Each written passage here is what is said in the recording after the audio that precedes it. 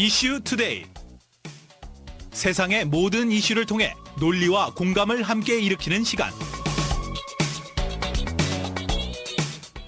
안녕하십니까. 이슈투데이의 이서희입니다. 전 세계가 폭염과 이상기온으로 고통을 받고 있습니다. 남가주도 폭염주의보가 발령된 가운데 기록적인 찜통더위가 이어지고 있고 한국은 어제 낮 최고 기온이 40도를 넘었다고 합니다. 많은 전문가들은 전 세계의 폭염은 지구온난화라는 분석을 내놓고 있는 가운데 지구온난화가 음모론이라는 주장을 하는 사람들도 있습니다. 인터넷 확산으로 엄청난 뉴스들을 접하지만 그중에는 올바르지 않은 정보, 가짜 뉴스들이 많이 섞여 있죠.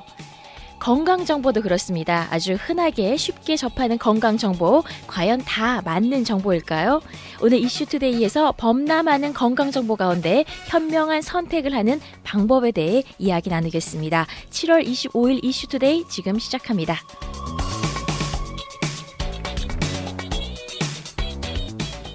자, 오늘의 패널 소개해드리도록 하겠습니다. 요즘 한국 건강의학 부분에 35주 연속 베스트셀러 작가십니다. 조한경 원장님 모셨습니다. 어서 오세요, 원장님. 안녕하세요. 반갑습니다. 네, 반갑습니다. 네, 아니 원장님, 요즘처럼 책이 소비되지 않고 있는 시절에 네. 어떻게 이렇게 한국 건강의학 부분에서 35주 연속으로 그것도 10세를 이렇게 찍어낼 수가 있을까요? 남다른 무슨 비결이 있을 것 같은데요. 아니, 그러니까 네. 그렇게 소개를 해주셔서 네. 굉장히 낯뜨겁네요. 네. 제가 볼 때 책은 네. 책이 팔리고 안 팔리고 뭐 홍보를 하는 것도 영향이 있겠지만 네. 저희는 전혀 홍보를 하지 않은 상태에서 오. 책이 팔렸던 건데 네.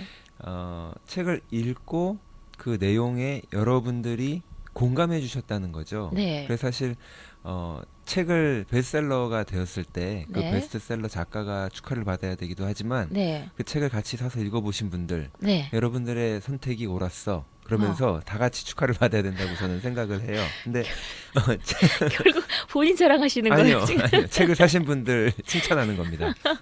잘 샀다고 훌륭한 선택을 하셨다고요? 네네. 네. 그런데 지금 현직 의사세요. 네. 근데 보통 이제 저도 직장 다니는 친구들이 가끔 뭐 국가고시 준비한다 이런 소리 하면은 야, 그거 불가능해 그러고 그랬거든요. 네.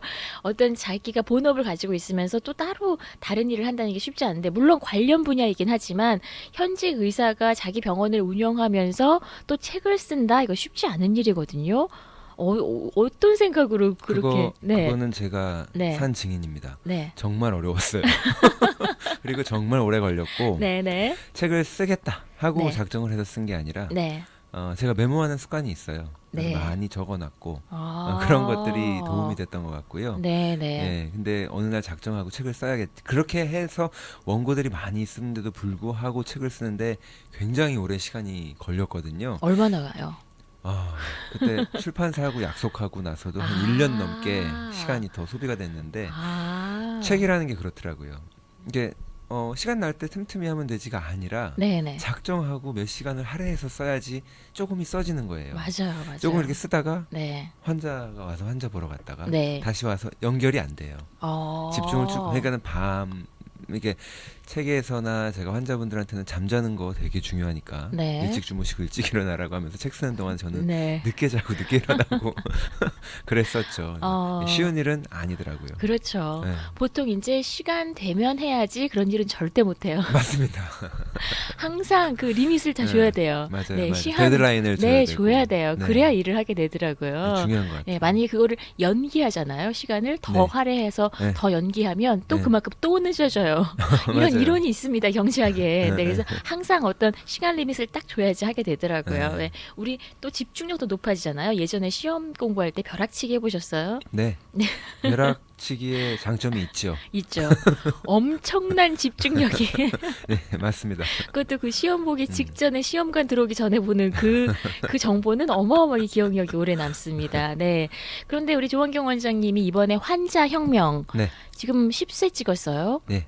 와, 그 전에도 또 다른 책들도 쓰시고 번역하고 하시지 않았나요? 아니요, 그 전에는 책을 번역한 게 한 번 있었고요. 네네. 근데 번역은 내가 다시는 하지 않겠다. 번역이 더 쉽지 않아요? 너무 힘들어서. 왜요? 번역도 이렇게 하다 보면요, 네. 머리가 막 아파요.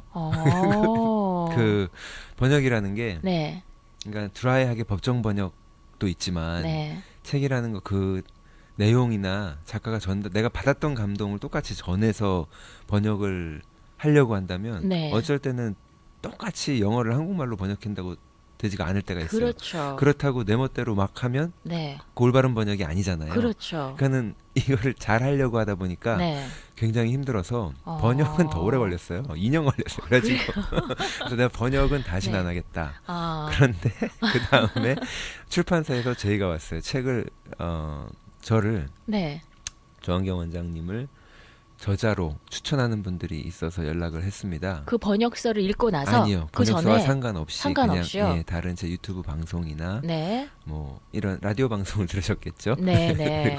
그래서 그런 추천이 들어왔는데 책을 네. 한번 쓰시겠습니까? 그런데 제가 그때 준비된 원고들이 조금 있었으니까 흔쾌히 네. 번역 아니고 쓰는 거니까 네, 네. 하겠습니다. 그러고 허락을 하고 책을 썼는데도 네. 굉장히 오래 걸리고 힘들었죠. 그 번역서요. 네. 처음에 쓰신 그 번역서가 아마 뉴욕 타임즈 베스트셀러 맞습니다. 책을 번역하신 것 같아요. 그 책 네. 제목이 뭐였죠? 그게 원래 한국 제목으로는 네. 어, 암을 고치는 미국 벌써 의사들. 잊어버리셨어요? 예. 영어 제목이랑 서로 달라서. 잊고 싶은 거 아니고요. 네. 네. 근데 그 번역서가 정보서잖아요, 일종의. 정보서라고 할 수도 있고. 네. 그러니까 원래 영어 제목은 Knockout 인터뷰예요. 나가 인터뷰. 네, 네. 그리고 With Doctors Who Cures Cancer 그래가지고 아. 암을 고치는 미국 의사들의 의사들과의 인터뷰. 이런 건데 이제 아. 한국말 제목은 암을 고치는 미국 의사들 그렇게 된 거죠. 그게 무슨 문학서가 아니라도 이게 아니죠. 번역하기가 되게 어려운가 보네요. 일반인을 상대로 쓰여져서 쉽게 쓰여진 책이에요. 네네. 그러니까 또 그 수준에 맞춰서 잘 번역을 해야 되고. 네. 그리고 그 책 내용이 그러니까 의사들 여기로 시더 사이나이 아니면은 뭐 UCLA 네. 메이오 클리닉 가면 여러분들이 흔히 볼 수 있는 선생님들이 암 선생님들이 아니라 네. 그분들이 국가적으로 내셔널하게 유명한 의사들이지만 여기 나오시는 분들은 원래는 암 치료하면은 뭐예요? 항암 표준 암 치료하면은 항암 치료. 수술, 그렇죠. 방사선 네, 이 세 가지 외에는 다른 것들을 의사가 할 수 없죠. 병원에 할 수 없어요. 할 수 없어요? 할 수 없어요. 하면 안 돼요. 안 돼요? 그래서 환자한테 세 가지만 초이스가 주어지는 거거든요. 네. 모든 병원에 가시게 되면 항암 치료 그리고 수술, 제일 먼저 수술 그다음 항암 치료, 방사선 네. 이렇게 세 가지 치료만 하게 되는 건데 네. 그렇지 않고 다른 방법으로 치료를 하는 의사들인 거예요. 그러면은 지금 말씀하신 대로 불법이잖아요. 불법이 되는 거죠. 불법이에요. 네, 불법이 되는 거죠. 네. 미국에서 많은 문제를 일으키고. 네. 근데 이분들이 이제 의사 보드에서 네. 문제를 이제 제기하고 네. 재판을 받기도 하고 그러는데 환자들이 살려주고 이제 그런 의사들이거든요. 그 원칙적으로는 의사 자격을 박탈당하는 거잖아요. 박탈당할 수 있는 있는 사안인 사안인데. 거죠. 예. 그럼에도 그럼에도 불구하고 네. 본인의 소신에 의해서 네. 암이라는 질병을 볼 때 네. 혹 자체를 질병으로 본다고 하면은 수술, 방사선, 항암이 맞아요. 네. 수술만 그것만 떼내면 떼어낸다면 되니까. 암이 해결된다고 생각하면. 네, 네. 하지만 암이라는 병 자체가 이미 몸이 되게 병들어 있는 몸인데 그리고 면역력이 떨어져서 네. 그 암을 혹을 갖다가 잡아내지 못하고 혹이 커질 정도로 놔두는 네. 그런 상황인데 거기다가 추가적으로 더 항암이라든가 네. 수술이라든가 환자의 입장에서 굉장히 면역력이 떨어지고 씩한 환자한테 네. 너무 가혹한 치료가 돼서 오히려 환자가 수명이 더 짧아질 수도 있고 어. 실질적인 원하고자 하는 베네핏을 얻지 못하는 수도 있다는 거죠. 그렇죠. 그래서 몸의 건강을 회복해야 되는 다른 방법도 네. 마땅히 환자한테 제공이 되어야 된다는 네. 주장을 펴는 의사들이거든요. 어떻게 들으면 우리가 보통 생각할 때는 병원에서 하는 게 다 옳지. 네. 그리고 다른 걸 하니까 돌팔이잖아요. 아니면 약간 이다나. 그렇죠. 그렇죠. 네, 근데 사실은 아까 법적으로도 문제가 있다 그랬지만 네. 의사들은 오히려 선택의 폭이 3가지밖에 없다 그러면 사실은 환자한테는 선택의 폭이 더 많죠. 네. 그렇죠. 그렇죠. 환자에게는. 네, 환자에겐 그렇죠. 의사는 9개밖에 못 하는 거지만 네. 환자는 그렇지 않은데 많은 환자들이 나의 선택을 그 의사의 선택폭만큼 좁혀놓는 경우가 있어요. 네. 의사의 말만 따라서 하는 거죠. 그렇죠. 이유는 어려운 분야니까 전문적인 분야고 난 네. 잘 모르고 그리고 또 우리 의학이 가지고 있는 존경심이라든가 네. 선의에 대한 것들을 우리가 인정을 하기 때문에 네. 쉽게 수긍을 하게 되는 건데 네. 실질적으로 차이가 있기 때문에 이제 책이 그런 내용이었어요. 그래서 암을 고치는 미국 의사들 그 책이 뉴욕타임즈 베스트셀러가 됐던 거고 네. 제가 열심히 그렇게 번역을 했는데 한국에서는 베스트셀러가 되지는 않았어요. 출판사가 네. 출판만 해주고 네. 전혀 이렇게 홍보나 이런 데 관심이 없으시더라고요. 그래서 지금도 오히려 네. 환자혁명 책이 나오고 난 뒤에 네. 그 다시 저의 찾아서 베스트셀러 그리고 나서 이제 팔리기 시작하는 그런 네. 책이라고 하더라고요. 그 뉴욕 베스트셀러 그 책은 인터뷰 책은요. 단순히 어떤 건강과 암에 관한 정보를 준다기보다는 그 지금 현대 의학과 어떤 산업에서 있어서의 문제, 거기에 들어가는 가치와 윤리의식까지 포함하는 부분도 그런 있겠네요. 부분도 터치를 해요.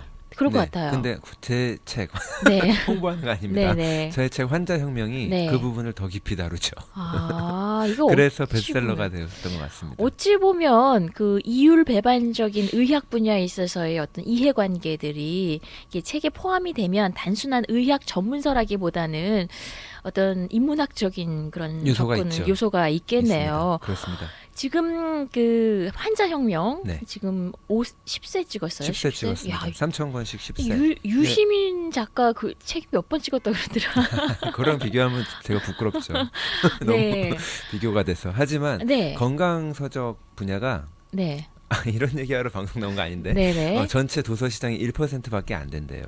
그러니까요. 그리고 저는 알려진 작가도 아니고 네. 그리고 또 이 책이 뭐라 그러더라 3,000권씩 10세를 찍었으니까는 네네. 3만 권인 건데 나온 지가 7개월밖에 안 됐어요. 네네. 그러니까 그런 것들이 의미가 있는 거죠. 네네. 아주 대단하십니다. 더구나 또 여기 미국에서 활동하고 계신 의사분인데 또 한국에서 그렇게 또 많은 호응을 얻고 있다고 하니까 저희도 기분이 좋습니다. 조금 전에 이제 제가 그 더위 소식 폭염 이야기를 해드리면서 네. 요즘에 이 폭염, 전 세계적인 폭염이 전 세계적인 지금 추세인데 네. 이게 이상기온이잖아요. 이상기온이죠. 이 이상기온이 지구 온난화에 따른 영향력이다라고 이야기를 하고 있는데 네. 아주 혹자들은 이게 이상기온, 지구 온난화가 음모론이다라고 이야기하는 사람들이 있어요. 네. 저도 그거 다 봤어요. 보셨어요? 네, 양쪽의 의견을 다 조율을 해봤는데 네네. 제가 뭔데 조율을 해? 그냥 제가 비교를 해봤는데 네. 원래 지구의 온도가 이렇게 사이클이 있다면서요. 있죠. 이게 꼭 소가 이산화탄소를 많이 내뿜어서 공장에서 이산화탄소를 내뿜어서 네. 온실가스 효과가 아니더라도 네. 원래 추세적으로 이렇게 기온이 올라갔다가 또 내려갔다가 급심할 때 빙하기가 오고 네. 이게 사이클이 있다. 그리고 몇십 년 단위로 오는 그 작은 사이클 중에 네. 하나라고 하는 주장인 거죠. 그렇죠, 그리고 또 다른 그렇죠. 이제 온난화는 탄소 배출량 때문에 네. 지구가 온실 효과가 생겨서 네. 문제가 생긴다. 그러니까 탄소가 텍스, 네. 카본 텍스를 걷어야 된다. 네. 그러니까 그 부분에 대해서 돈 내기 싫으니까 음모론이다. 그렇죠. 근데 제가 볼 때는 이런 거는 답을 우리는 알 수가 없을 것 같아요. 그렇죠? 근데 이제 좀 객관화할 수 있는 자료들은 굉장히 많죠. 요즘에 네. 이 가짜 뉴스가 단순히 이제 지구 온난화 이런 문제뿐만이 아니라 왜 얼마 전에 난민 문제도요. 네. 지금 유럽으로 다 대거 난민들이 이동을 하다 보니까 난민과 관련된 범죄 행위를 아주 확대해서 네. 막 여자들 막 다친 사진, 얼굴 폭행당한 사진을 막 올리면서 네. 이거 난민이 다 저지른 여론을 거다라고 여론 조성을 하는 가짜 뉴스들이 많았어요. 저는 TV에서 우리가 이렇게 볼 수 있는 네. 언론을 통해서 접하는 뉴스들 중에 네. 반 이상이 가짜라든가 아니면 네. 목적이 있는 그렇죠. 뉴스라고 생각을 해요. 네, 네. 라디오 코리아 와서 이런 말씀해서 죄송한데 네. 저희 방송은 객관적입니다. 네. 아니 그럼요. 네. 손석희 씨도 계신 것처럼 네. 이서희 씨를 믿으니까 네. 객관적일 거라고 믿고 네, 네. 근데 언론은 프로파간다가 있고 있죠. 그럴 수밖에 없고 네. 상업 언론의 한계라는 것도 있고 네. 어쩔 수 없다고 봐요. 그런데 이제 우리 소비자로서 지금 건강 정보도 마찬가지입니다. 엄청나게 건강 정보가 많지만 무엇이 옳고 그른가를 판단하는 건 오로지 우리의 몫이거든요. 그러려면 이제 조금 객관화할 수 있는 자료들을 많이 만들어야 되는데 저는 동기가 무엇인가를 네. 먼저 판단하는 게 중요한 것 같아요. 지구 온난화가 음. 음모다라고 하는 사람들의 동기가 동기? 무엇인가. 그렇죠. 뭐 당연히 지구 온난화를 막기 위한 노력들을 위한 여러 가지 법적인 어떤 사회적 장치 규제들이 생겨나겠죠. 그러면 그 규제를 받는 이해 집단에 있어서는 그 지구 온난화라는 게 받아들이기 싫은 거잖아요. 그렇죠. 그러면 가짜 뉴스를 확산할 수도 있는 거고요. 네. 그다음에 뭐 이런 과학적인 문제는 이 지구 온난화에 대한 여러 가지 데이터라든가 논문들이 실리는 그 과학 잡지들이 있잖아요. 네. 뭐 아주 저명한 잡지들. 근데 음. 그런 과학 잡지들은 그냥 쉽게 기재할 수 있는 게 아니잖아요. 네. 그 전에 사전에 검증 과정을 확실히 많이 거칠 수밖에 없기 때문에 네. 이제 이런 잡지에 실렸는가 네. 아니면은 이런 과학적인 어떤 검증 과정 없이 사회적인 이슈화만 될 수 있는 잡지에 실렸는가 뭐 그런 것들도 판단 기준이 그리고 될 수 검증이 있겠죠. 이루어지기 전에 네. 뉴스에서 먼저 다뤄지지는 않았는가 그렇죠. 이런 문제도 볼 수 있고 네네. 그 우리가 흔히 얘기하는 CSI급 논문이다. 네. 그럼 사람들이 너무 많은 크레딧을 줘요. 네. 하지만 그 안에서도 거기에도요? 정치가 있습니다. 거기도 정치가 그럼요. 있어요. 뭐 사이언스, 예. 네이처 이런 것도요? 당연하죠. 그래요? 마리아 엥겔스라고 네네. 하버드 대학 출신인데 네. 이분이 의사예요. 근데 자마 미국 의학 논문 네. 편집장을 지냈는데 네. 거기에 실을 수 있는 논문들이 너무 제약회사의 입김에 영향을 받는다는 거예요. 네. 어떤 것들은 못 실게 되고 어떤 것들은 실게 되고 그리고 피어 리뷰라고 하잖아요. 우리가. 네네네. 피어 리뷰 저널 그러면은 피어 리뷰라는 저널이라는 게 좋은 시스템 같지만 네. 사실은 그 피어 리뷰 안에서 우리가 말하는 뭐라 그럴까 학연 지연 또 이런 그 안에서 네네. 정치가 있는 거예요. 그래서 인간관계라는 게 또 있고 네. 그렇기 때문에 메인스트림의 아이디어가 되는 크게 반하지 않는 것들은 네. 올라갈 수 있어요. 네. 하지만 정말 획기적이고 좀 신선하고 네. 그리고 연구 디자인에 아무런 문제가 없었던 거라 하더라도 네. 논란이 대상이 될 수 있는 것들은 네. 그거를 피어 리뷰 해주기를 주저하죠. 내가 거기에 피어 리뷰자로 이름을 올리기를 주저하면 그런 것들은 피어 리뷰를 이제 못 받는 거예요. 네네. 예, 그런 문제가 될 수도 있고 그렇기 네. 때문에 이 세상에 믿을 이렇게 게 없네요. 호락호락하지가 않아요. 믿을 게 쉽지 없는데 않습니다. 믿을 게 없네요. 최근에 대표적인 예로 네. 얼마 전에 오메가 3가 네. 코크란 리뷰 쫙 모든 의학 정보가 너무 많으니까 네네. 그걸 다 볼 수가 없잖아요. 네. 그래서 그걸 다 같이 이렇게 리뷰를 몇십 년 동안 모아놓은 것들을 한꺼번에 리뷰하는 네. 그 코크란 리뷰 의사들이 많은 이제 크레딧을 주죠. 네. 거기서 쫙 봤는데 오메가 3는 별로 심장마비 예방에 도움이 안 된다. 그리고 사망률을 낮추는 효과가 없다. 네. 이제 이런 발표가 해서 뉴스에 나왔어요. 네. 그래서 보신 분들은 봤어요. 큰 뉴스는 아니지만 네. 더 큰 뉴스가 있었어요. 같은 시기에 네. 로버트 케네디 주니어가 네. 미국 HHS Health and Human 네. 서비스, 건강의학국. 서비스 네네. 건강의학국 네네. 좋네요. 를 상대로 소송을 해서 네. 이겼는데 네. 그 소송 내용이 뭐였냐면은 지난 30년간 HSS가 원래 아이들이 맞는 예방접종 백신 있잖아요. 네. 이 백신의 안정성 검사를 담당하도록 돼 있었어요. 네. 계속 확인하고 계속 확인하는 작업을 해야 되는데 네. 30년 동안 그게 없었던 거예요. 네, 근데 그 30년 사이에 예방 백신이 굉장히 많이 늘어났죠. 그렇죠. 저희 어렸을 때 맞던 거보다 한 4배, 5배 많은 걸 아이들이 병원 갈 때마다 맞고 오잖아요. 네네. 근데 그리고 나서 아이들 예방접종 때문일 것이라고 여겨지는 네. 자가면역 질환이 늘어났어요. 네. 알러지 늘어나고 아토피 늘어나고 네. 우리 면역 시스템을 건드리는 거잖아요. 백신이라는 거는. 네, 그러니까 네. 그 면역 시스템이 이제 과부하가 걸렸거나 화가 나가지고 네. 간단한 꽃가루에도 이제 재채기를 하고 콧물을 흘리게 되는 그런 자가면역 질환들이 많이 증가한 것과 같이 이게 뭔가 연관성이 있지 않을까 이런 네. 연구에 대한 요구가 있고 실질적으로 그거를 검증하는 연구들도 많이 있고 그랬는데 네네. 그런데 HSS라고 하는 정부 보건 당국에서 우리가 당연히 믿을 만한 우리는 무조건 믿잖아요. 무조건 믿죠. 네, 근데 자기 일을 안 했던 거예요. 근데 그런 뉴스 야. 우리가 가끔 접하잖아요. 그렇죠. 세금은 다 걷어갖고 했는데 네. 공무원들 뭐 한 거야? 일을 안 한 경우. 네네. 근데 이거 큰 뉴스죠, 사실. 큰 뉴스죠. 아이들이 예방 접종을 안 맞는 아이는 없으니까. 그렇죠. 근데 이 뉴스는 한 줄도 안 나왔어요. 이게 이 음. 미디어가 그 권력에 의해서 좌지우지하다 보면 오로지 이 피해를 보는 사람은 우리 소비자들이라는 거죠. 그렇죠. 네, 참 저희가 생각지도 못했던 분야에 굉장히 흥미로운 얘기를 해주시는데 사실 지난주에 인터그리티 바이오의 임석원 박사님하고 백신 이야기를 한 적이 있거든요. 아, 그래요? 근데 임 박사님은 믿으라 하셨는데 네.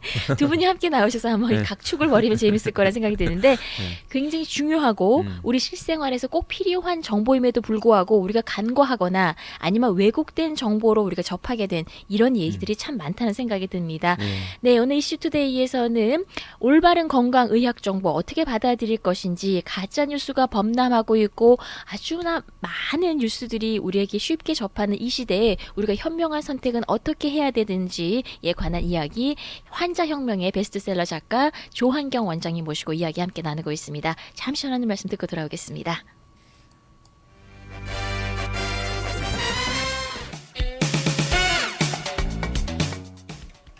네, 이슈투데이 일부 함께하고 계십니다. 오늘은 건강정보 올바른 선택 어떤 것인가 환자혁명의 작가 조한경 원장님 모시고 이야기 나누고 있습니다. 카톡을 많이 보내주고 계신데요. 와우 짱. 저도 이런 글이 제일 좋아요. 확실하잖아요. 고맙습니다. 오늘 짧고 내용이 굵으네요. 감사합니다. 네, 고맙습니다. 네, 원장님 요즘에 전 세계적으로 특히 남가주에서도 지금 폭염이 이어지고 있습니다. 네. 나흘째. 네, 23일부터 23일, 24일, 25일, 26일까지 지금 폭염주의보가 내리고 있는데요. 웬만한 지금 이 LA 일대의 도시에서 지금 100도를 넘는 폭염이 이어지고 있어요. 근데 문제는 이 더위를 우리 젊은 사람은 견딜만 한데 그렇죠. 노약자들의 사망 소식이 이어지고 있다는 거예요. 어떻게 다른 거예요? 그분들에겐 치명적인 항상 거예요? 노인분들이 네. 문제죠. 우리 네. 몸에 조절 기능이 있잖아요. 네, 우리는 네. 항온 동물이라 가지고 항상 몸의 체온을 유지하는데 네. 노인분들은 이제 그거를 덥다 춥다를 감지하는 능력은 떨어져 있는데 네. 그 몸의 체온을 조절하는 능력이 떨어지다 보니까 네.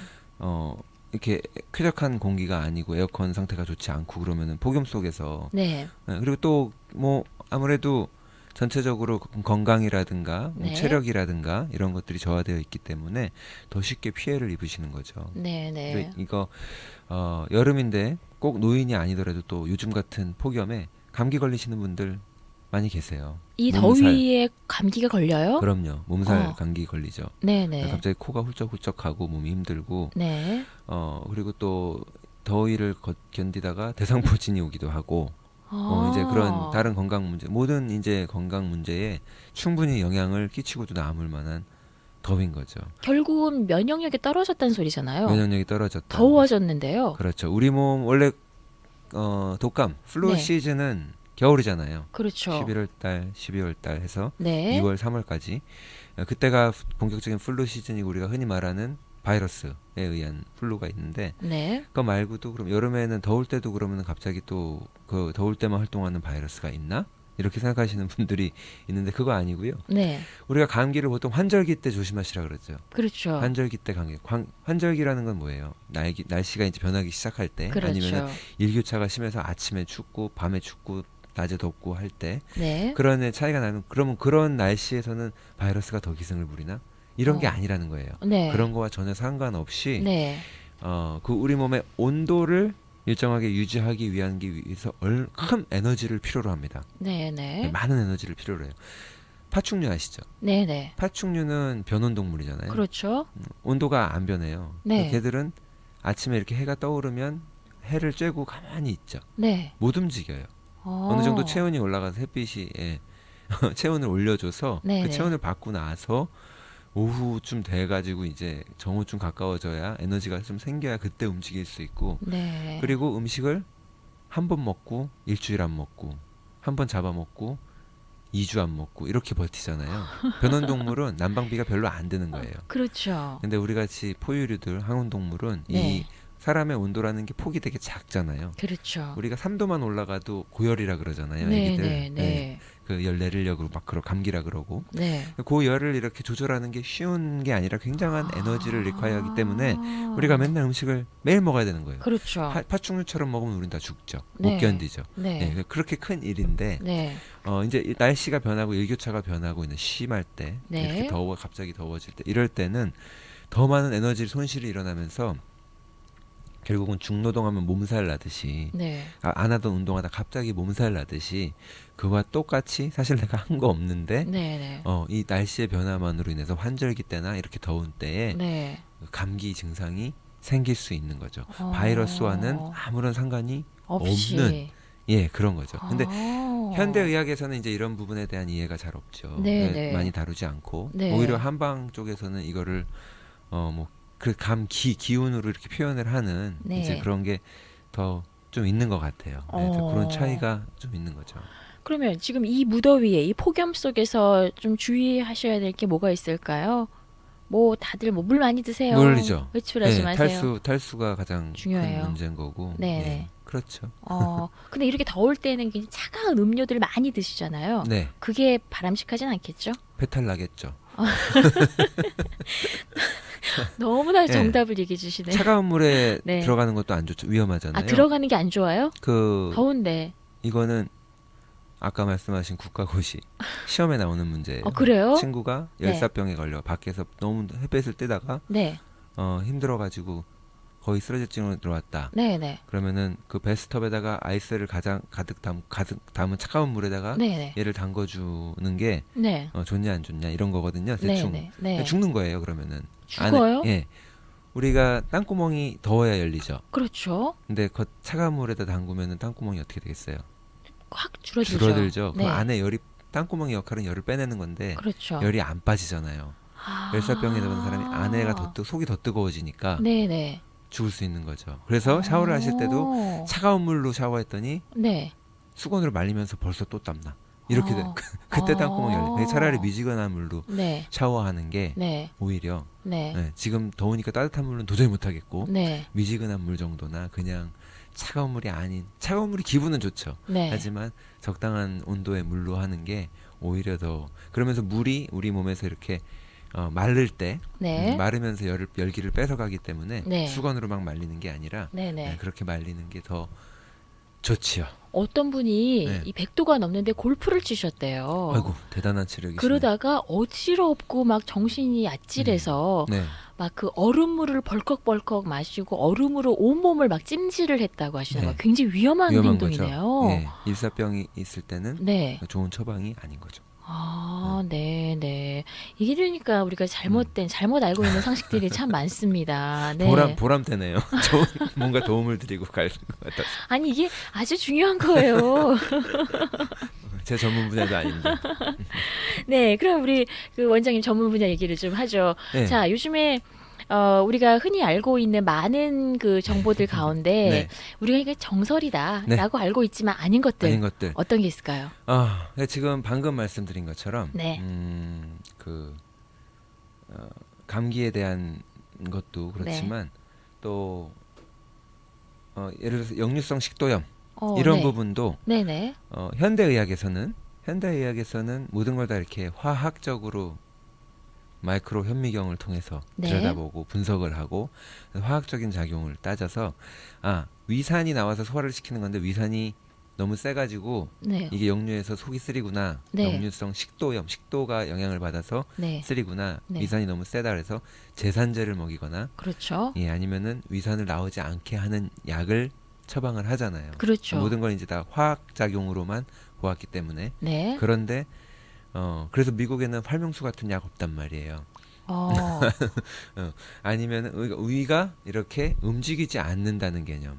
네. 체증 한국 사람들은 익숙하잖아요. 네, 체스라는 표현을 하는데 네. 미국 사람들은 잘 없는 개념이에요. 그렇죠. 그거에 맞는 약이 잘 없잖아요. 그렇죠. 없으니까 할 수 없이 펩토비즘을 사서 먹고 이제 그렇게 하시는 건데 네네.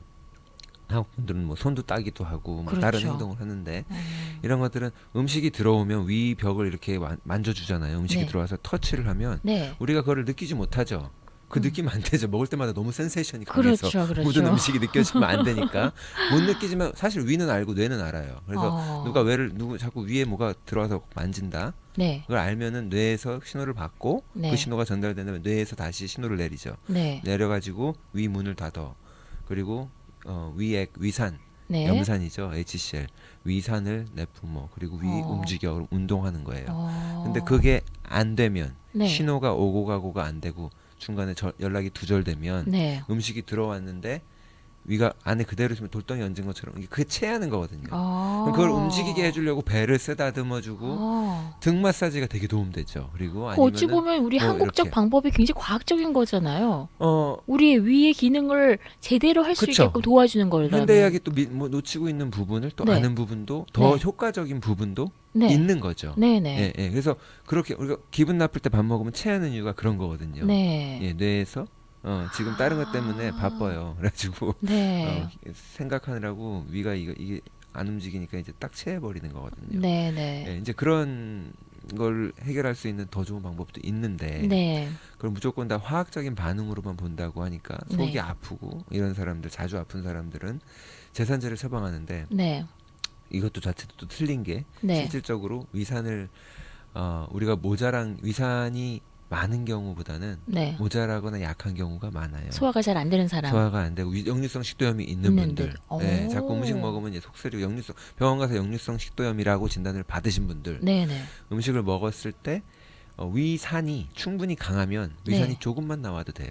저 같은 경우는 소화를 잘 시키거든요. 네. 위산이 강해요. 아주 네. 강한 산이 나와서 조금만 나와도 충분히 잡단 할 수 네. 있어요. 네네. 그런데 위산이 이제 묽은 분들은 네. 그거 갖고 안 되니까 위산을 더 짜내는 거예요. 더 많이. 이러면 양이 많아지죠. 네. 그런데 짜내잖아요. 네. 자꾸 짜내다 보니까 근육을 자꾸 엉뚱한데 짜내느라고 쓰다 보니까 네. 그 원래는 괄약근이 이렇게 막고 있어야 되잖아요. 위를 음식 네. 주머니를. 네. 근데 그 괄약근은 힘이 들어가지고 풀리는 거예요. 글로 많이 나온 위산이 역류가 되니까 위로. 묽다곤 하지만 여전히 사는 산이죠. 그렇죠. 그러니까 이제 여기가 쓰린 거죠. 쓰린 거예요. 어디냐면 위하고 식도가 맞닿는 부분에 이제 네. 쓰리고 이렇게 오래되면 헐기 시작하는 거예요. 그래서 네. 이제 여기가 역류성 식도염. 그런데 처방은 사실 잘못된 거죠. 네. 거기다가 위산이 많으니까 그렇죠. 제산제나 더 위산을 못 짜내게 하는 약을 먹게 되니까 소화가 안 되잖아요. 안 낫죠. 낫지도 않고. 안 낫지도 않고 중요한 거는 그 약을 보통 2, 3주 이상 못 먹게 해요. 네. 왜냐면은 우리 몸에 위에 산이 강해야 우리가 먹은 영양소들이 흡수가 돼요. 여러분들이 뭐 비타민을 B를 사서 먹고 네. 뭐 칼슘을 사서 먹고 뭐 그런 걸 먹을 때도 있지만 음식을 먹을 때도 우리가 영양소를 흡수해야 되잖아요. 그렇죠. 근데 그런 것들이 흡수될 때 산이 강해야만 흡수되는 영양소들이 있는데 위산이 묽어지면 네. 흡수력이 떨어지는 거예요. 그러니까 네. 비싼 돈 주고 뭐 사 먹어도 소용이 없는 거죠, 이런 분들은. 네. 네, 그런 경우가 생길 수도 있기 때문에 영양 결핍을 초래하기 때문에 2주, 3주 이상 먹지 말라고 써 있어요. 근데 이게 낫는 약이 아니다 보니까 네. 그 약 드시는 어르신들 보면 뭐 1년 내내 먹고 있죠.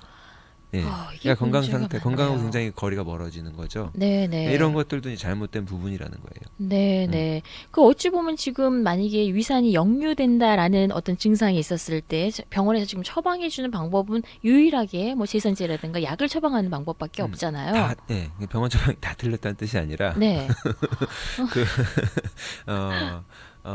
때로는 그러니까 역류성 식도염의 원인은 다양하죠. 지금 네. 제가 말한 것도 또 한 가지예요. 네. 근데 이 부분은 병원에서 거의 위정내과에서도 얘기를 잘 안 해주세요.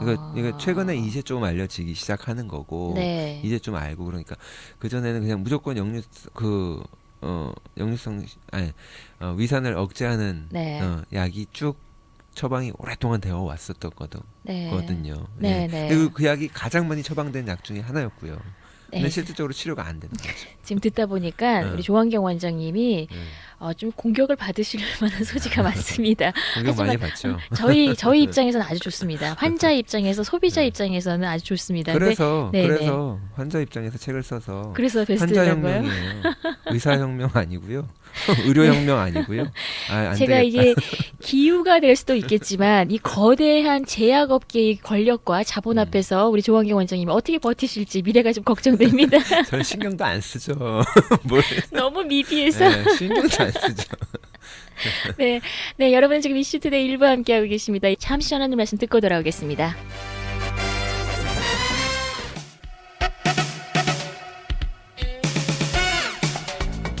네, 이슈투데이 일부 함께하고 계십니다. 지금 이 방송은 유튜브로 보실 수가 있습니다. 저는 유튜브 이 뷰 수가 막 올라가면 기분이 참 좋아집니다. 지금 많이 올라가고 있어요. 유튜브를 들어가셔서 RKTV 1540 검색하시면 화면과 함께 방송을 들으실 수 있습니다. 오늘은 넘쳐나는 이 건강 정보의 홍수 속에서 어떻게 현명한 선택을 해야 되는지 환자혁명의 작가 조한경 원장님 모시고 이야기 나누고 있습니다. 원장님 조금 전에 얘기하신 부분 그 위산 역류 부분에 있어서요. 어찌 보면 현재 그냥 너무나 당연한 듯이 이행되고 있는 치료 방법에 역행하는 정보를 주신 거예요?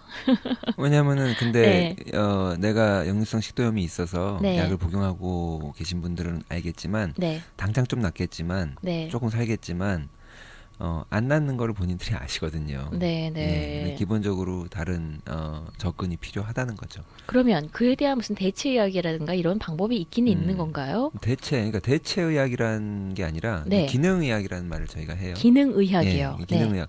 여러분들도 기능 의학에 대해서 익숙해지시면 좋은데 네. 제가 한국에 최근에 갔다 왔는데 한국은 기능 의학이 좀 많이 이제 보편화되기 시작하고 예전보다 많은 분들이 알아가기 시작하고 네. 사실 미국에서도 펑셔널 메디슨 그러면은 구글 그냥 찍어 보시면은 네네. 이런 데가 있었어. 병원 자기 근처에 사시는 데 근처에 병원들이 막 올라올 거예요. 네. 네, 보면은 원래 의사는 내과 아니면 산부인과, 가정의학과 네. 다른 과가 있지만 펑셔널 메디슨 기능의학이라는 거를 네. 전면에 내세우는 거죠. 네. 근데 이제 한인분들은 잘 모르세요. 네. 미국에서 기능의학을 하시는 선생님 한국분들이 없으니까. 어. 근데 기능의학 이제 이런 거예요. 의사들이 현대의학적인 트레이닝을 받게 되면 네. 아까 환원주의 모델이라 그러죠. 현미경 들여다보고 네. 이렇게 다 모든 걸 분석해서 들여다보는 거기에다 익숙해지는데 감별 진단이라는 걸 해요. 네. 정확하게 이 환자를 딱 진단을 하는 게 되게 중요한 첫 번째 스텝인 거예요. 네. 오진이 되면은 이제 처방도 틀려지니까 네네. 진단을 잘 내리는 게 되게 중요해요. 그렇죠. 그래서 어떻게 보면 이 감별 진단을 잘 내리는 게 의료의 전부인 거예요. 네. 그래가지고 뭐 질병, 그 질병을 클래시피케이션에 다 따라가지고 나누는 거죠. 네. 어디에 들어가나, 이 질병이 어디에, 이 사람의 증상이 어디에 들어가나. 네. 근데 그게 생각해보면 생물학적으로 말이 안 되는 거예요. 이 모든 환자들이 다 다르기 때문에 네. 그냥 당뇨 환자가 있으면 10명이 다 달라요. 류마티스 환자가 있으면 10명이 다 다르고. 네. 진단은 다 똑같지만 사실 그 사람이 그게 시작된 원인이 다르거든요. 네네. 네. 근데 병원에서는 일단 진단명을 나와야 돼요. 네. 그리고 진단명이 나오면 병명이죠. 병명이 그렇죠. 나오면 처방약이 나와요. 네. 이제 그렇게 접근을 하는 건데 이런 거예요. 예를 들어서 어떤 환자가 병원에 갔어요. 네. 이 사람이 상실감이 되게 크고 무기력해요. 매사에 의욕이 없어졌고 우울해요. 네. 성욕도 전혀 없고 네. 잠도 못 자고 자살하고 싶대요. 네. 의사가 대번에 알죠. 이 사람 우울증이다. 우울증 알죠. 의사시네요. 아니, 누가 들어도 알죠. 그렇죠. 우울증이죠. 의사가 네. 걱정하지 마세요. 네. 뭐가 필요한지 아니까 이 사람한테 네. 항우울제를 처방을 해줘요. 네. 환자분은 이게 약이 필요하니까 네. 항우울제를 처방을 해줘요.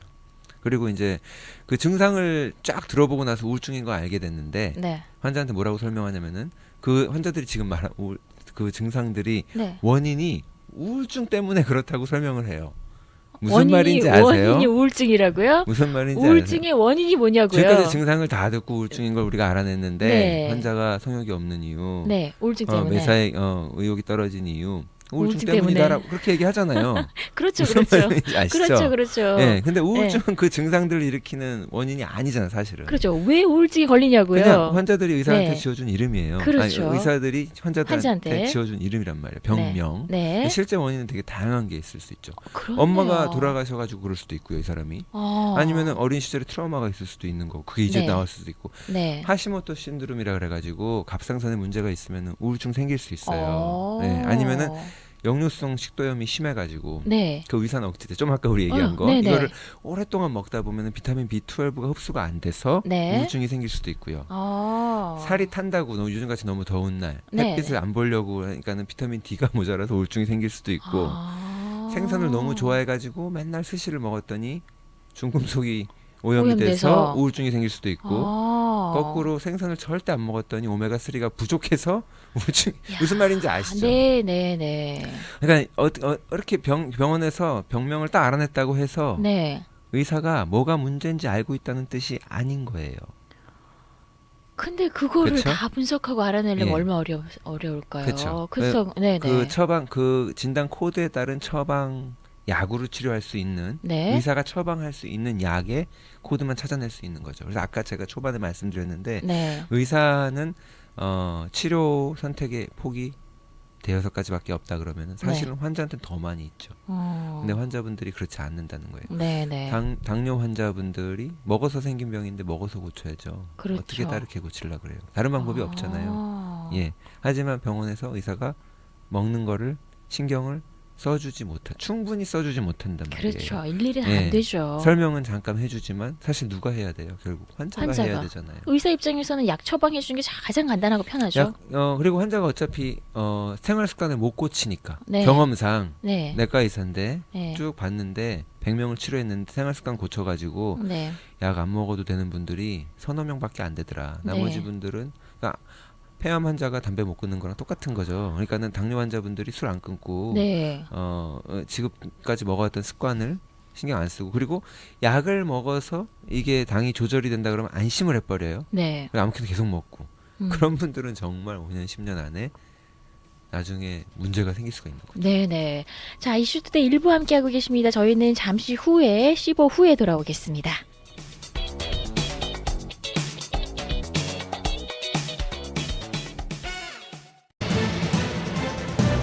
네, 이슈투데이 2부 돌아왔습니다. 오늘은 이 넘쳐나는 건강 정보의 홍수 속에서 과연 어떤 현명한 선택을 해야 하는지 한국의 의학 부분의 베스트셀러 1위, 35주째 1위를 하고 있는 환자혁명의 작가 조한경 원장님 모시고 이야기 나누고 있습니다. 지금 이 방송은 유튜브를 통해서 실시간으로 시청하실 수가 있습니다. 원장님, 네. 아니 근데 네, 너무 방송 매 꼭지마다 네, 환자혁명의 저자 조한경이라고 소개를 해주시는 거 아니에요? 저도 모르게 네. 안녕하세요 그럴 뻔했어요. 아, 이 광고 같나요? 아니요 광고 같지 않은데 네. 소개를 네. 너무 잘 해주셔서 네, 이슈투데이는 광고 방송을 지향합니다. 객관적인 데이터에 따라서 저희가 알려드릴 정보만 알려드리고 있습니다. 자, 제가 2017년 작년에 전 세계 제약회사 순위 시가총액을 한번 봤어요. 어마어마하게 큰 회사들이잖아요. 뭐 그렇죠. 우리가 한국에 있을 때 뭐 종근당이니 이런 작은 이런 회사들은 글로벌 기업의 어디 축에도 네. 안 들지만 물론 그분들께는 죄송하지만 객관적으로 봤을 때 미국이나 유럽에 있는 제약 회사들은 엄청나게 큰 대기업들이 많잖아요. 네. 그런데 이제 그 회사들을 보니까 지난 그 한 해 동안에 글로벌 시가총액 탑 10의 제약사 분석을 봤더니 이 시총이 1조 7,220억 달러. 근데 이게 어마어마한데요. 전년 대비 한 10%, 9.8%가 증가를 했습니다. 네. 그런데 또 상대적으로 우리가 앞으로 유망 기업이라고 하는 많은 바이오텍이잖아요. 네. 이 바이오텍은 어떤 임상 실패라든가 실망스러운 결과로 역풍을 얻어서 별로 없어요, 실적이. 이런 거 봤을 때 네. 제가 이게 어떤 합리적인 의심인지는 모르겠으나 기존의 대형 제약 회사들이 자신들의 자리를 유지하고자 얼마나 많은 노력을 할까. 그래서 그런- 신생 바이오텍 업체들을 뭐 네. 이렇게 방해한다든가 그렇죠. 그런 그다음에 어떤 새로운 신약 개발이 되었을 때 예. 당연히 자신들의 이해관계, 특허가 달려 있으면 어떤 새로운 게 탄생을 했다, 특허를 갖게 된다. 그럼 나머지는 싹 다 무너지는 거 아니에요? 네. 그래서 뭐 로슈라든가 존슨앤 네. 존슨라든가 뭐 엠진 같은 회사, 뭐 머크라든가 이런 네. 회사들이 엄청난 로비를 하고 있고 또 실질적으로 그런 걸 방해하고 있는 거 아닐까라는 의심을 저는 끊임없이 하고 있습니다. 네. 네. 저는 음모론이라고 생각하지 않고 합리적인 의심이라고 생각을 하고 네네. 그 표현 굉장히 중요하거든요. 네. 모든 걸 갖다가 사람이 의심을 하는 거에 있어서 그 네. 음모론에 빠지지 말라 그러면은 더 네. 이상 대화가 안 되는 거예요. 그렇죠. 근데 지금 언급하신 부분들에 대해서는 저는 잘 모르겠어요. 그런데 네. 하지만 그냥 팩트만 놓고 몇 가지 말씀드리자면 네. 로비를 하는 것이 아닌가라고 네. 하셨는데 로비를 하죠. 하죠. 정치권에. 그럼요. 네. 지금 워싱턴에 있는 정치인 한 명당, 네. 상원의원, 하원의원 한 명당 네. 2.5명의 제약회사 로비이스트가 있어요. 네. 그리고 로비이스트하고 로비 금액이 제약회사가 방산업체라든가 네. 석유 정유업체보다 더 많아요. 와. 1등이에요. 1등. 그러니까 로비를 하는 거죠. 예. 그 그리고 정도예요. 로비가 합법화된 미국에서 그걸 문제 삼지 않죠. 네. 더 놀라운 거는 아까 말씀하신 시가총액 네. 액수가 귀에 들어오지도 않아가지고 듣고 네. 까먹었는데 네. 시가총액 제약회사 약을 그만큼 우리가 많이 먹는다는 거 아니에요? 많이 먹죠. 이거 잘못된 거죠. 좋은 거 아니잖아요. 그래서 약을 그렇게 많이 먹는다는 게 말이 안 되는 거죠, 사실. 좋은 거 아니죠. 낫는 것도 아니고. 괜찮은 거 아니에요. 근데 괜찮은 거 아닌데 네. 사람들이 괜찮지 않다고 생각하지 않죠.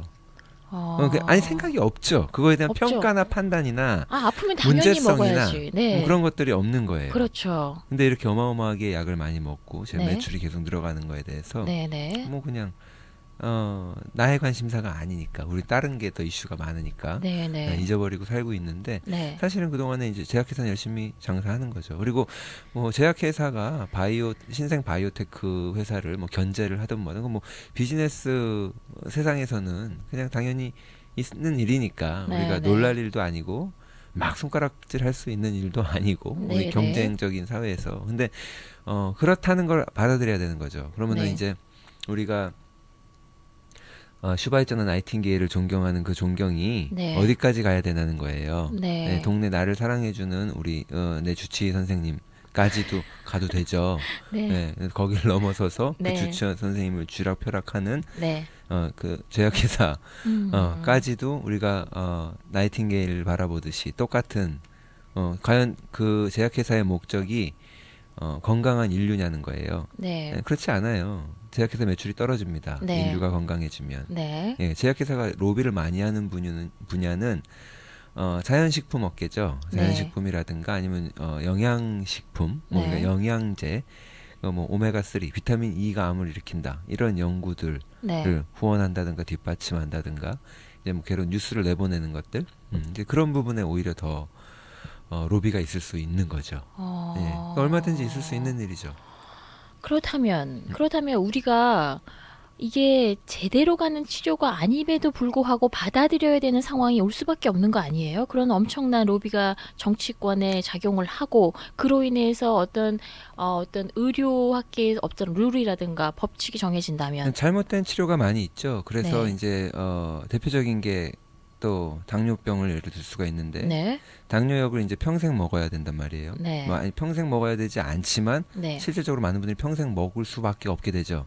당뇨를 못 고치니까. 네. 근데 그 약을 먹어서 당뇨를 고치지 않는단 말이에요. 네. 당뇨가 계속 진행되고 있기 때문에 네. 갈수록 문제가 생길 수밖에 없고 나중에는 신장 이식까지도 가는 당뇨병은 계속 진행되고 그동안에 당뇨 합병증이라고 하는 심장마비나 뇌졸중을 막기 위해서 네. 당 수치만 약이 조절을 해줬단 말이에요. 네. 당뇨를 근데 그렇게 치료를 하는 방법은 병원에서는 근데 그 약을 처방하고 끝인데 네. 옳은 방법이 아니죠. 환자들이 왜 옳은 방법이 아니냐면은 당뇨가 낫지 않아서 나중에 문제가 생겨서가 문제가 아니라 네. 그 약을 먹으면서 다른 부작용들이 생겨요. 네. 네. 당뇨약 중에서 방광암을 일으킨다, 또 뭐 간암을 일으킨다 그래가지고 암을요? 제약회사 소송당하고 이런 케이스들이 엄청 많거든요. 왜 우리한테 그런 뉴스가 안 한국 나오죠? 왜 라디오 코리아에서 해주세요. 한국 분들 잘 모르시더라고요. 그런 뉴스는 왜 잘 안 들리는 거죠? 그러니까 이게 보도 자료가 크게 안 나오는 거죠. 네. 그러니까 거기도 로비가 작용하겠죠, 제약회사에. 그렇죠. 네. 뭐 라디오 코리아에다가 직접 뭐 이렇게 로비를 하진 않겠지만, 네, 아니면 네. 입김을 넣지는 않겠지만 라디오 네, 네. 코리아가 또 받아보는 자료가 그렇죠. 여기서 미디어는. 많은 보도 자료가 나오고 이쪽에서는 보도 자료가 한두 장이 들어오면 못 볼 수 있는 거죠. 그렇죠. 그런 차이가 있을 것 같아요. 돈의 힘이죠, 뭐. 네. 지금 그 부분, 지금 고혈압 당뇨 약을 드시는 분들이 상당히 많으니까요. 어마어마하시죠. 어마어마하게 많죠. 전 아까 세계로 봤을 때. 제약회사 매출 그 전부 다 콜레스테롤 약, 고혈압 약이. 이럴 줄 알았으면 제약회사는 어떻게 해보는 건데. 아니 그런데 제 주변에서 고혈압 당뇨가 와 저절로 나았습니다. 축하드립니다. 약 끊었습니다. 이런 분 들어본 적이 없어요. 이 약은 한 번 드시기 시작하면 계속 드셔야 되고. 재밌는 얘기 해드릴까요? 네네. 저희 환자분이 그래서 이제 그거를 괴로워해서 하신 기능의학 학회가 나온 거예요. 네네. 기능의학 하는 선생님들이 원래 내과 의사도 많고 저는 척추신경이지만 네. 다른 과 선생님들인데 기능의학이라는 걸 공부하고 지금은 하버드에도 기능의학 과정이 있어요. 네네. 네, 다른 방법으로 접근을 하는 거예요. 원인을 찾아서. 네. 그래서 저희 병원에 왔던 분이 당뇨랑 콜레스테롤이 있었어요. 네. 당뇨랑 콜레스테롤이 있어가지고 이분이 약을 끊고 싶었어요. 네네. 열심히 약을 끊고 싶어가지고 제 지시를 따라서 본인이 노력을 해서 네. 본인이 치료를 한 거죠. 네, 본인이 해가지고 치료가 거의 다 됐어요. 네. 6개월에 한 번씩 병원 가잖아요. 네. 6개월 또 1년 지나가지고 이분이 카이저 병원을 다녔어요. 그래서 네. 카이저 병원에 가서 담당 의사한테 검사를 했는데 담당 의사가 너무 좋아하는 거예요. 네. 다 정상됐거든. 약이 필요 없을 정도로. 네. 담당 의사가 막 좋아하더래요. 네. 근데 좋아하는데 이분이 환자분이 네. 의사가 너무 좋아하니까 네. 말을 못했대요. 약을 안 먹었다는 사실을. 이게 무슨 말인지 아세요? 근데 뭔지 좀 심적 와닿죠. 무슨 말인지 이해되시죠? 이해돼요. 그러면은 그 의사는 네. 무슨 의사인가? 사실은 뭐예요? 정상적인 그림에서는 네. 의사가 약도 안 먹었는데 이렇게 된 거예요. 더 기뻐해야 되잖아요. 그렇죠. 근데 안 좋아한다는 거예요. 절망하죠. 네, 이제 나의 역할은 없어졌구나. 엊그저께 다른 환자분이 연락이 와가지고 네. 자기 보험 주치의를 바꿔야 된대요. 네. 자기가 고혈압 약을 먹고 싶지 않아서 네. 안 먹겠다고. 네. 근데 그분 수치도 정말 간당 안 먹고 좀 잘해봤으면 좋겠어요. 제가 보면. 네. 네. 그런데 이제 딱 걸리는 수치거든요. 네. 근데 그 의사가 약 안 먹을 거면은 주치의 바꾸라 그랬대요. 그래서 쫓겨난 셈이에요, 이분은. 야, 근데 이거 얘기 들으면 에이, 어느 의사가 그래? 저 사람 이상한 사람이네. 네. 저한테 그런 사람 아무도 없을걸요? 네. 다 겪어보셨고 다 무슨 말인지 그냥 와닿고 알고 네. 그러면은 카이저 의사 아까 그 말씀하신 그 의사 그분은 네. 처음부터 당뇨약이나 이걸 처방했을 때 네. 환자가 의사는 알아요. 이 약을 먹어서 환자가 낫는 건 아니고 네. 유지만 된다고 이 수치만 정상으로 유지한다는 거를 네. 알고 처방을 한 건데 환자가 약을 안 먹고 병이 완치가 됐다고 하면은 이분이 뭐 자기 약 때문이라는 게 아닌 걸 알거든요. 네. 그냥 같이 기뻐할 일이 없는 거죠. 제가 지금 계속 함께 나누면서 이야기 나누면서 걱정이 되는 부분인데 괜찮으시겠어요? 합리적인 의심. 이미 뭐. 이미 버린 몸? 네. 그래서 기능의학이란 이 책도 네. 책도 그래서 이제 미국의 기능의학을 네, 네. 이렇게 다 이렇게 정보들을 모아가지고 네. 한국 분들한테 소개하는 의미에서 네. 제일 먼저는 우선 저희 환자분들을 읽어보시라고 쓴 거고 그런 네, 마음으로 네. 쓴 거고 네. 그래서 그런 내용들을 열심히 모아가지고 쓴 거지 제가 네. 뭐 계룡산에서 이렇게 도 도 닦다가 닦다가 갑자기 깨달음을 얻어서 혼자 쓴 책이 아니라 네, 열심히 네. 여기서 학회 쫓아다니고 네. 논문 읽고 네. 하면서 자료들을 모아서 쓴 책이잖아요. 네. 그러니까 계룡의학 아니고 기능의학. 기능. 그런데 네. 제가 저번에 한국에 가가지고 그 얘기를 네. 했어요. 책을 나오고 나서 한국에서 이제 다른 의사들이 네. 이게 멘탈이 좀 약하신 분들인가 봐요. 네. 화가 난 거예요. 이런 내용이 네. 이제 사입이다 뭐다 이제 막 이제 난리가 났어요. 불안한 거죠. 불안한 부글부글. 거죠. 근데 반면에 네. 저를 칭찬해주고 이메일 보내주시고 뜻을 같이 하는 의사 선생님도 많으세요. 네. 여러분들 그것도 아셔야 돼요. 네, 그것도 있는데 어쨌든 부글부글하는 의사들이 있었어요. 근데 뭐 제가 이거 기능의학 내가 혼자 지어낸 거 아니고 미국의 네. 이런 기능의학들 다 해가지고 네. 내용을 조합해서 나는 전달만 한 거다라고 네, 네. 인터뷰를 했더니 네. 기사 제목이 네. 환자혁명 저자 조한경 미국 기능의학 짜집기 했을 뿐. 야, 짜집기 했을 뿐. 정말 짜집기란 표현 나쁘잖아요. 똑같은 말을 해도 여러분들께 정보를 취합해서 전달해드린 거를 그게 잘못된 미디어의 대표적인 예입니다. 그냥 지극히 주관적인 그 의견이 들어있는 거야. 기사 제목 자체에. 밉게 표현한 거죠. 야, 이거 이제 한 네. 사람 이렇게 제목 하나로 그냥 보내버릴 수가 있는 거예요. 그래서 뭐 저 걱정 안 하셔도 돼요. 이미 단련이 다 돼 있어서 네. 신경 안 써요. 네. 그러니까 이게 계룡의학이 아니라 이미 기능의학. 기능의학인데 네.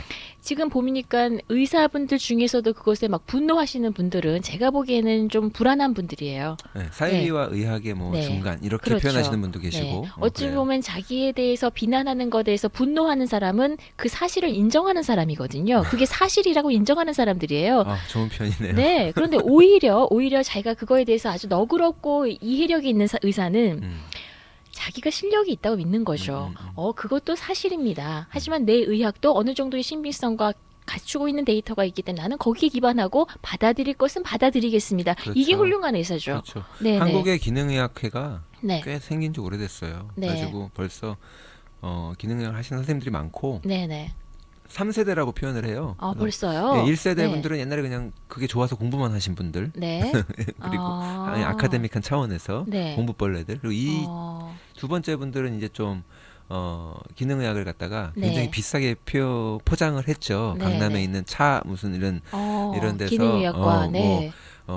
뭐 운동선수들이나 연예인들 이렇게 VIP 멤버십 해가지고 그것도 이제 잘못 들어간 거죠. 그렇죠. 그리고 이제 지금 요즘 이제 음. 3세대라고 표현하시는 네.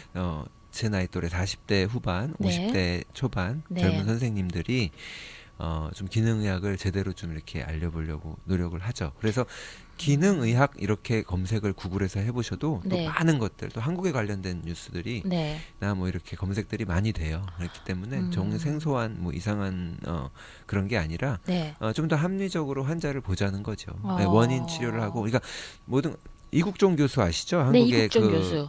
응급실에서 네네. 열악한 환경에서도 아주대학교. 환자들을 네.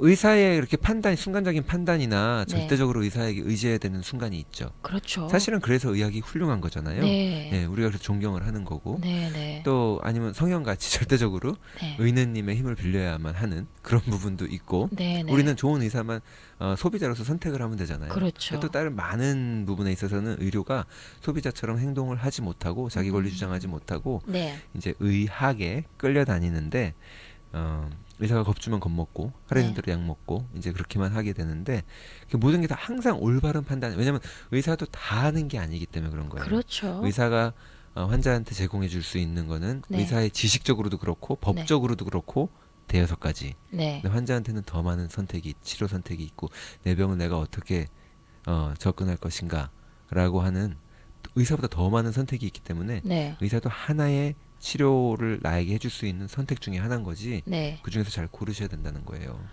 원장님, 지금 기능의학이 미국에서도 아직까지 비주류인가요? 비주류죠. 비주류라고 비주류죠. 볼 수 있지만 네, 네. 숫자는 기능의학 학계 멤버가 한 4만 명 돼요. 4만 명. 의사들이. 현직 의사들이. 예, 근데 그 중에서는 자기 프랙티스에서 병원에서 기능의학을 실질적으로 하시는 분들도 있고 네. 아직은 그냥 학회만 쫓아다니면서 네. 할 엄두가 안 나서 네. 어떻게 못하고 있는 분들도 있고 하지만 네. 그만큼 학회가 크다는 거예요. 그렇겠네요. 기능의학 학회가 3개 정도 돼요. 예, 그리고 근데 아까 펑셔널 메디슨 네. 찍어 보시면 내 주변에 이런 병원이 있었어? 몰랐네 하면서 알고 보니까 병원들이 많이 있다니까요. 그러면 주류에서 네. 이 비주류인 기능의학에 대해서 좀 반대를 한다거나 아니면 제압을 한다거나 로비를 해서 좀 이 세력이 넓혀가는 걸 확장하는 거를 반대하진 않나요? 심하게는 안 해요. 안 해요? 네, 심하게는 안 하고. 아직 왜냐면 어차피 적이 다 안 된다고 생각하는 같은 의사들이고 같은 의사라서. 아주 예민한 문제들에 네. 대해서는 기능의학이 살짝 이렇게 목소리를 빼요. 예를 들어서 예방백 접종이라든가 네. 그 예방접종에 대해서 누가 예방접종이 나쁘다 그래요. 그게 아니라 네. 하나의 의약품이니까 네. 의약품도 부작용이 있으니까 네. 이런 거죠. 애가 아토피가 너무너무 심해요. 네. 알러지 엄청 심한데 엄마가 그런 애는 지연 접종해도 되잖아요. 예방 접종이 원인일 수 있으니까. 네, 네. 애가 체중이 더 불어나면 네. 그때 접종 맞는 게 좀 나을 수도 있으니까 지연해도 된다. 네. 이런 정보를 줄 수도 있는데 네. 그런 게 허락이 안 되고 그 정보가 입과 귀가 눈과 다 막혀가지고 환자가 모르고 애가 아픈데 엄마는 또 데려가가지고 네. 병원 가서 진료하고 온 김에 예방접종 또 맞고 오면 네. 피가 낫겠어요? 그게 예방접종이 원인일 경우에 네. 원인일 수 있는데 그러니까 이런 정보들 이제 근데 기능의학은 이제 그런 얘기들은 네. 좀 이렇게 많이 언급을 안 해요. 주로 얘기 많이 하는 게 당뇨, 고혈압, 콜레스테롤 네. 그리고 이제 뭐 자궁 내막증 여성분들 많은 거 생리통이 심하다든가 뭐 이런 네. 것들 있죠. 아니면 갑상선 네. 또 뭐 요즘 많은 우울증 이제 이런 부분에서 영양학적인 접근이나 그런 것들을 많이 치료를 하죠. 왜 목소리를 낮추는 부분은 왜 그래요? 껄끄러운 거죠. 같은 의사들끼리. 이게 이제 서로 상충되는 예. 문제가 있기 네, 때문에 부딪히는 게 싫어서. 근데 학회적으로는 그렇고 네. 근데 의사들 개인 성향은 다르니까 네. 어떤 의사들은 마음껏 얘기를 하고 표현을 하고 네. 어떤 분들은 이제 그쪽에 이제 관심이 없거나 아니면 알면서도 얘기를 안 하고 이제 그런 네. 분들이 많고 그런 상황이에요. 네. 세상이 발전하는 방식이 있잖아요. 어떤 기본적인 룰을 보자면 무엇 하나만으로 한쪽으로 가서는 절대 발전의 한계가 있잖아요. 네. 그래서 그것과 상충되는 이해관계가 있다. 아니면 네. 그것과 정반대 의견이 있다 하더라도 그것이 가끔은 극단적이 될 수도 있지만 무엇인가가 또 하나가 존재해야지 부딪히면서 발전하는 게 훨씬 더 바람직한 거잖아요. 그 반대되는 의견을 내가 네. 말하고 네. 먹고 사는데 지장이 없고 네. 사회적으로 매장당하지 않고 이런 사회 분위기가 있어야 있어야죠. 발전이 그런 사회가 성숙한 사회고 발전 건강한 가능한 사회죠. 한 사회인 거죠. 그렇죠. 그렇지 않은 사회는 네. 고인물처럼 오랫동안 정체돼 있을 수밖에 그렇죠. 없죠. 그러다 보면 또 특정 이해 집단의 이익을 위해서 또 맨날 변질되는 끌려다니는 거죠. 변질되는 정보가 거죠. 왜곡되는 거죠. 그렇죠. 그래서 저는 이런 분들이 좀 많이 나오셨으면 하는 바람입니다. 자, 이슈투데이 2부 함께하고 계십니다. 잠시 하는 말씀 듣고 돌아오겠습니다. 네, 이슈투데이 2부 함께하고 계십니다. 이 방송은 지금 유튜브를 통해서 시청하실 수가 있습니다. RKTV 1540 유튜브에 검색하시면 실시간 스트리밍 서비스 받으실 수 있습니다. 원장님이 굉장히 재밌게 잘해주시나 봐요. 카톡도 많이 오고 오늘 유튜브로 보시는 분들도 많습니다. 저는 기존의 의사분들을 믿습니다. 제약회사도 믿고요. 피아제도 사랑하고 노바티스도 사랑하고 로슈도 암젠도 다 사랑하는데 그들이 양심에 따라 움직인다고 생각합니다. 그럼에도 불구하고 이제 자신의 그 거대한 기업들이 유지돼야 하는 또 목적이 있고 그러다 보면은 이 시스템 자체 사회에서의 의학 시스템 자체도 유지돼야 된다고 생각하는 사람들의 아주 순수한 마음이 퇴색되는 경우도 있잖아요. 지금 의학 시스템이 운영되는 방식을 보면 이 의학 교육이라는 거 이 자체가 이 파머슈티컬, 이 제약회사에 의해서 운영되고 있는 이런 시스템이잖아요. 우리 사회가. 네, 맞죠. 그리고 또 그 제약회사는 많은 약을 또 팔아야 하는 이런 입장이기 때문에 권력과 함께 이 같이 융합을 하게 되고 그러다 보면 어떤 다른 질병 치료라는 순수한 목적을 잃어버릴 수도 있겠다. 그런 경우에 피해를 우리가 또 볼 수도 있겠다. 조금 말씀하신 것처럼 전에 말씀하신 것처럼 뭐 당뇨라든가 고혈압의 이 문제에 있어서도 그들은 계속해서 지속적으로 이 약을 팔아야 되거든요. 약으로 어마어마한 해결할 수 것이죠. 없는 것도 약으로 해결을 하려고 하려고 하는 하고. 노력을 기울인다는 거죠. 네. 근데 그거는 노력을 기울이는 거는 그 회사 입장인데 네, 네. 말씀하신 것처럼 네. 환자 입장에서는 좋은 선택은 아닌 거죠. 그러면 지금 우리는 사실 그거에 대한 아주 자세한 정보를 얻지를 못해요. 네. 이미 그 권력과 자본이 규합을 해버리면 우리가 그것에 대한 정확한 정보를 얻는 것도 회방을 놓는 경우가 있잖아요. 그렇다면 소비자 입장에서 이렇게 뭐 기능의학 부분이라든가 원장님처럼 이런 책을 써서 우리에게 새로운 사실을 알려주는 분들도 계시지만 우리와 같은 소비자, 일반 소비자들이 그것들을 어떻게 알아내고 어떻게 현명한 선택을 해야 할까요? 그게 어려운 거예요. 어렵죠. 그러니까 왜냐하면은 의식을 없이 살다 보면 네, 퍼주는 정보, 내가 듣고 싶은 정보를 듣는 게 아니라 들려주는 정보만 듣게 돼요. 네, TV에서, 전광판에서, 뭐 라디오에서, 신문에서, 하루 종일 살면서. 네. 그런데 그렇기 때문에 내가 관심을 가져야 되는 거죠.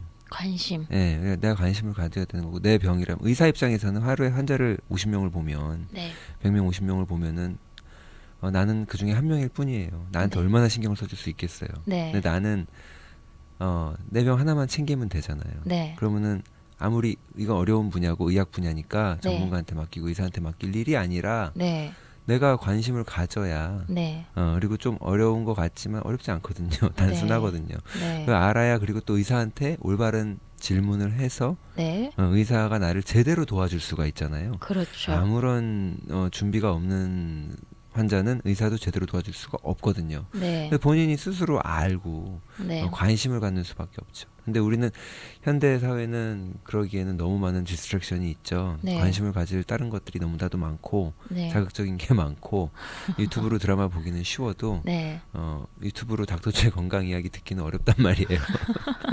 그러니까 관심이 있는 분들만 있고 네. 또 없는 분들만 없는 정보의 불균형이 안타까운 거죠.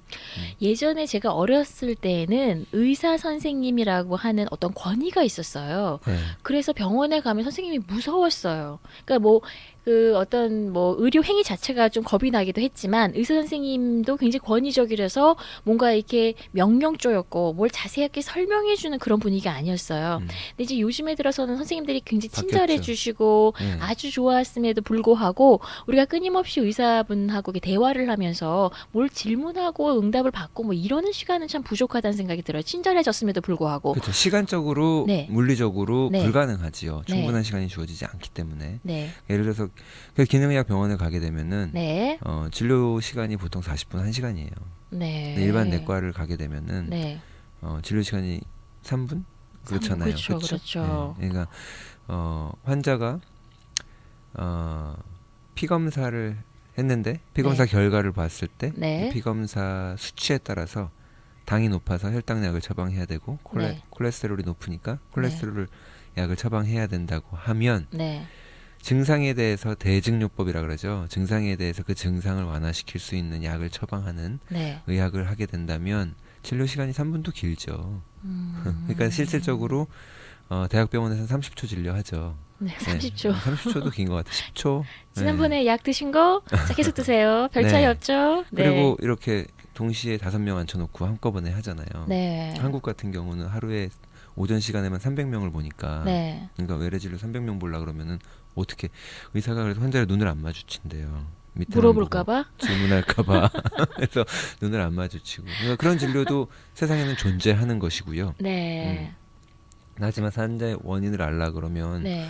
더 많은 환자들은 의사한테 본인이 여기서 이 얘기할 필요는 없겠지라고 셀프 스크리닝을 해요. 네. 스스로 정보를 안 주니까 의사가 사실은 물어봐서 끄집어내야 되는 것들이 있거든요. 네. 네. 예, 그러니까 그렇게 진료를 하려 그러면 시간이 훨씬 더 많이 필요한 거죠.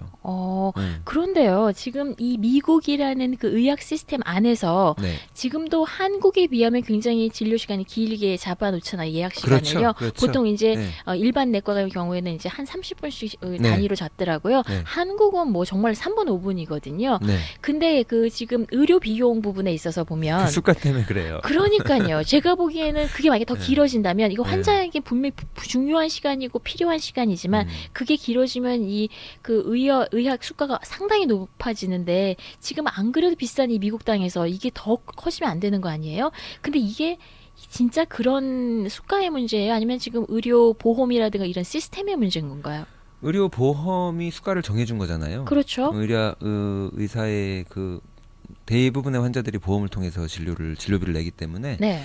보험회사가 정해준단 말이에요. 네. 의사가 나 얼마 받을래 이렇게 정한 게 아니고, 네. 그렇죠. 근데 보험회사가 진료비를 최대한 높이 잡죠. 네. 예, 근데 의사 입장에서는 나쁘지 않잖아요. 그렇죠. 그러니까 그냥 암묵적으로 가만히 있지요. 그 네. 문제에 대해서. 네. 진료비가 자꾸 높아지는 거에 대해서 너네들 왜 그러냐, 왜 자꾸 이렇게 올리냐, 우리 환자들 힘들게. 네. 그러면 보험비도 올라가고 환자들이 네. 힘들잖아. 네. 이렇게 하는 의사 없단 말이에요. 가만히 있죠. 네. 근데 보험회사는 의료비를 높일 수 있을 만큼 높여요. 네. 그래서 신장 이식 수술하려 그러면은 뭐 20만 불, 30만 불 들어야 되는 거고, 척추 수술하려면 7, 8만 불, 10만 불 들어야 되는 거고, 네. 그냥 그렇게 나오잖아요. 네. 의사 한번 보려고 해도 엄청 비싸게. 네. 사람들이 저한테 아니 보험회사는 돈을 의사한테 줘야 되는데 왜 보험회사가 올리겠어요? 막 질문을 하시는 거예요. 네. 그래서 네. 보험이라는 건요, 화재보험 생각하시면 돼요. 네. 내가 집이 홀라당 타가지고 네.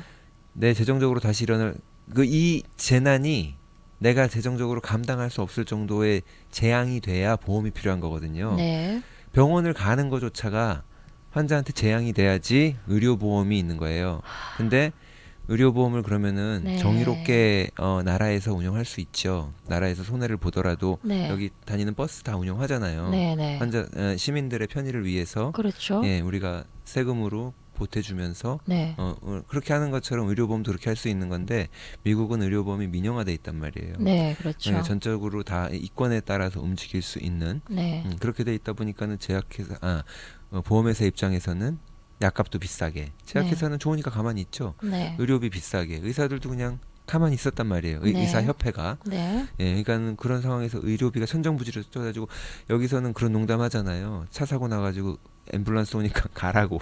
가라고. 그거 네, 타고 갔다가는 부담스러워서 빌 날라오는 게 감당. 말이 안 되는데. 근데 웃기는 얘기인데 네. 사람이 기본적인 기본권이 침해된 거잖아요. 그렇죠. 인간의 기본권이 네, 침해된 행복권이 거죠. 침해된 건데 네, 네. 미국 사람들 그거 몰라요. 그런 거에 대해서 데모 안 해요. 야구 보러 다니고 오늘도 다저스 뭐 했어 풋볼은 뭐 했어 이런 거나 관심이 있지. 네. 그런 거에 대해서 미국 국민들이 신경 안 쓰는 사이에 아까 말한 워싱턴의 러비이스트들이 네, 네. 그런 것들을 다 이렇게 올려놔가지고 정치인들은 다 통과시켰단 말이에요. 네. 그래서 의료비가 이렇게 비싼 비정상적인 나라에서 우리가 살고 있죠. 그리고 이거가 심각한 문제라고 생각 안 해. 근데 대학 등록금도 똑같아요. 미국 네. 대학 등록금 네. 저 졸업할 때랑 비교하니까 왜 이렇게 우와. 엄청나게 올랐어요. 근데 이거 그냥 사람들이 대학 합격만 되면 땡큐하고 아이 뭐 물가 빚을 내서 상승하니까. 어차피 네. 스튜던론 나오니까 네. 그걸로 평생 갚을 생각하고 학교를 그냥 가는데 네. 반대로 지구저편에서는 대학 등록금은 공짜란 말이에요. 그리고 네. 마땅히 교육은 공짜여야 한다고 하는 철학이 통과가 된 나라가 있는 반면 네, 네. 근데 모든 거 다 이렇게 물질적으로 비정상적으로 의료비가 오르고 대학 등록금이 올라도 그거를 내버려 두는 국민과 그거를 로비를 하는 로비스트들과 네. 수익을 더 늘리려고 하는 기업들 네. 그리고 국민보다는 기업을 위해서 움직이는 정치인들이 있었던 거죠. 자, 어이가 없습니다.